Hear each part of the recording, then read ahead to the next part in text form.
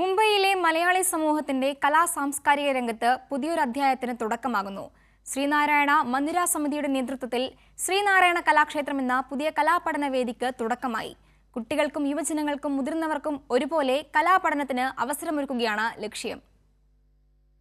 കലയും സംസ്കാരവും പുതിയ തലമുറയിലേക്ക് പകരാൻ മുംബൈയിൽ പുതിയൊരു വേദി. ശ്രീനാരായണ മന്ദിര സമിതിയുടെ നേതൃത്വത്തിലാണ് ശ്രീനാരായണ കലാക്ഷേത്രം എന്ന സംരംഭത്തിന് തുടക്കമായത്.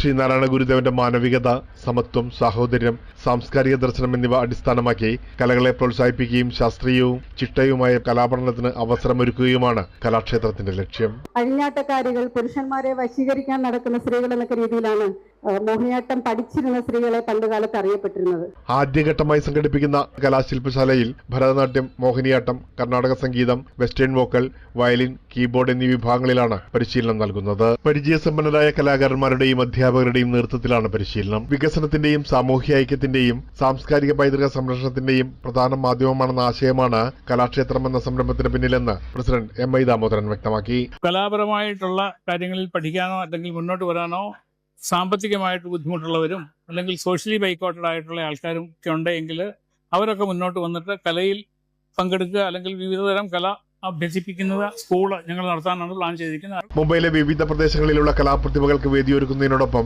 പുതിയ തലമുറയിലെ കലാകാരന്മാരെ കണ്ടെത്തി പരിശീലനം നൽകി പ്രോത്സാഹിപ്പിക്കുകയാണ് കലാക്ഷേത്രത്തിന്റെ പ്രധാന ലക്ഷ്യം.